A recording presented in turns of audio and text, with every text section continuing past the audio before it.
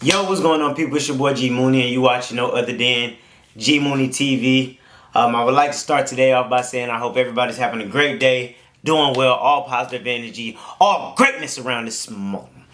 Anywho, today's video I'm going to speak on about getting a house. If everybody don't know, I actually just purchased the first home, and I've had a lot of people reach out to me and ask me, "Yo, man, how are you able to do that?"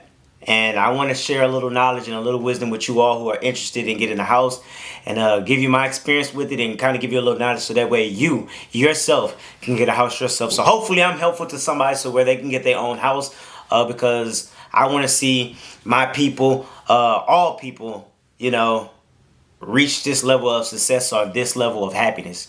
I'm not satisfied yet. Of course, I want multiple houses. I'm just blessed that God put me in a situation where I can get this house. So if you're interested in learning more about, the process of getting a house, stay tuned. If not, watch the next video for more advice on something that might relate to you. So first step in getting a house, the most important thing that needs to be discussed is credit. Credit. That is a big thing. Not only is credit important when getting a house, also DTI. DTI is debt to income. I will dive in a little bit more on that in a little bit.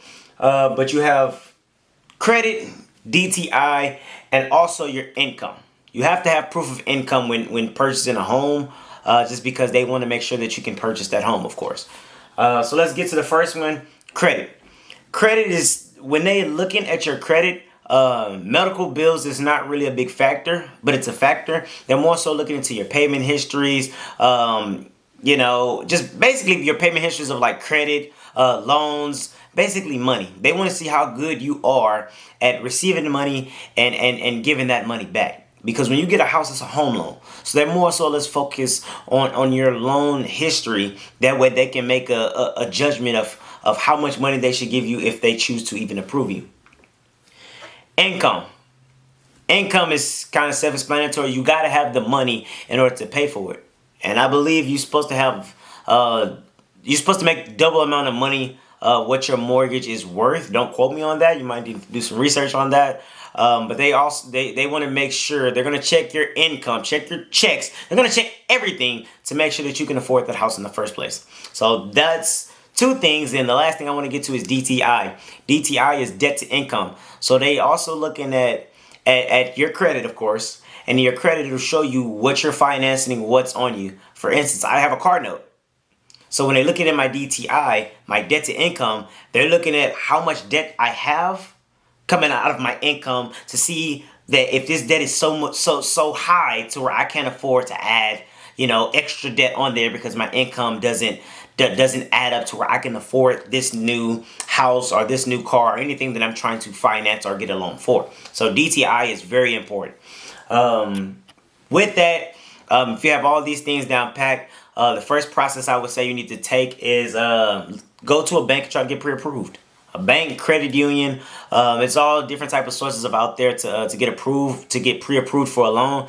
But it's basically going to the bank and said, hey, I want a house, I want a loan. In order to get a house, how much money will you all give me? And in different banks and in different credit unions, you will get different outcomes, different amounts. Don't get discouraged, keep pushing, but you have to make sure on your end you're taking care of your DTI, you keep that low. You also need to take care of your income. Make sure you have a decent amount of money for the amount of loan you're looking to get. And also important to make sure that your credit is good, because credit is a big one, but the rest of these are just as important as credit. Once you get into pre-approval, there's two different routes you can take. There's two different loans you can take. One is the FHA loan, which is more so or less recommended for first home-time buyers, but people who are not first-time home buyers, you can get this loan as well, if that makes sense. And you also have conventional loans. I'm sorry if I keep looking away. I have notes right here for you guys because it's a lot. So I'm trying my best to multitask. But yeah, you have FHA loan, you have conventional loans. The difference between the two is the FHA loan, it requires less down payment and it's more restrictions to it. If you would like, you can dive into that because I'm not trying to do a long video. And a conventional loan is more so less for people who has a substantial amount of money that you can put down towards it. I believe for the FHA loan, you are required to put down 3.5%. With the conventional loan, based on your credit, you can put down somewhere between 3.5, no, I believe 3% and 10%. But if your credit is bad, you have to put down probably the higher end of 10%. And if you're purchasing a home that's $300,000 and you have to put down 10%, that's a pretty substantial amount. So for first-time home buyers, they always recommend FHA loans. But if you got it like that, hey, do conventional. Because conventional, like I said, I'm not going to dive into it too much because I'm not an expert of it to really speak on it. But just the things and the differences I know between that is when you do conventional, you kind of have more control over the insurance that you put on your house. It's a lot of perks to it that, like I said, I don't know. I'm not really looking into it. But I know FHA loans, it's a more difficult process. They dive a little bit more to your privacy. They kind of control the process a little bit more just because it's mainly for first-time home buyers and they're putting a lot of trust in you.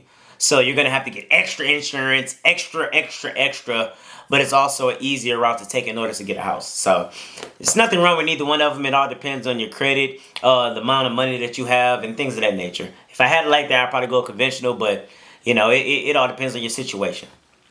Another thing that you need to look into, let's say you have the pre-approval. Your next step will be finding a house. And when you find a house, find something in your budget. That is a big one. Find something in your budget, something that you can afford, something that you have leeway with.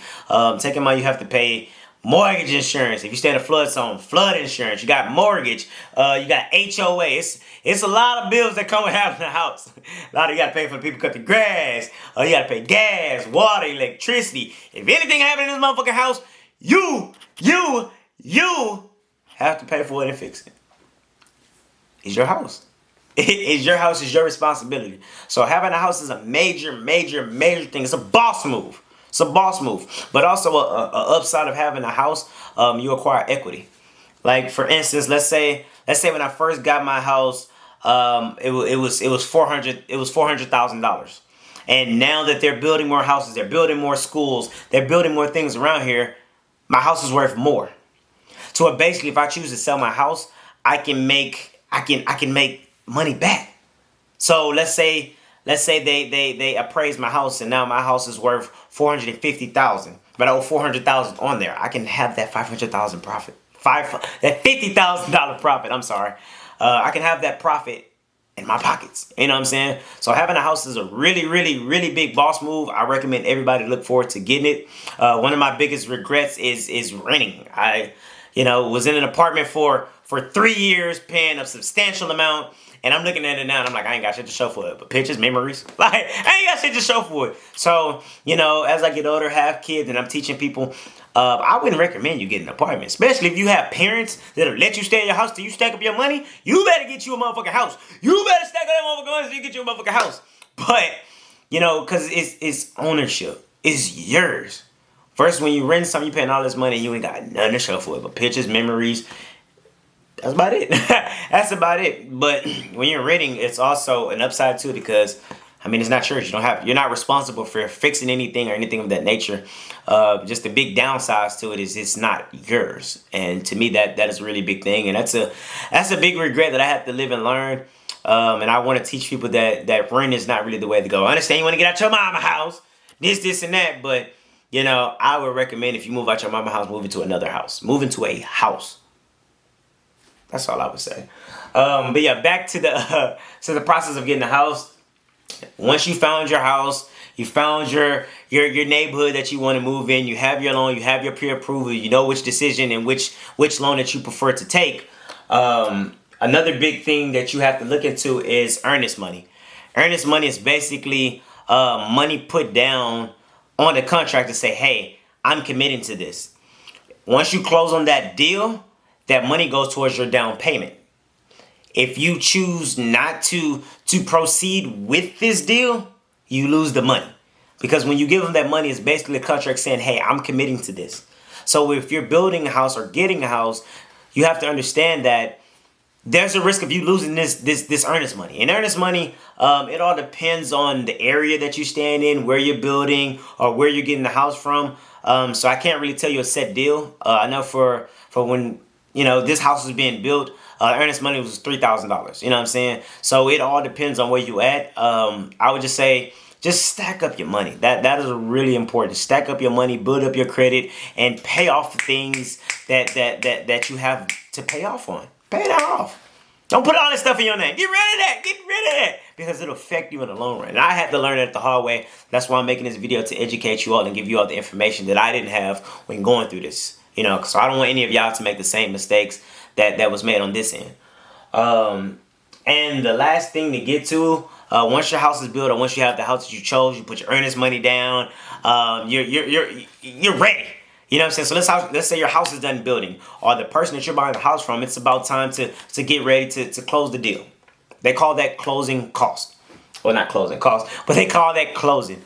Closing is a very, oh God, it's an exhausting process. It's very exhausting. If you're building a house, it's a little bit more timely, just because you'll have more time to close. If you're buying a house, depending on who you're buying it from, they might want to close in 30 days. So in 30 days, they have to go through all your information. They're going to need this money, that money. You're going to have a bunch of stuff just stack up on you when it comes to closing.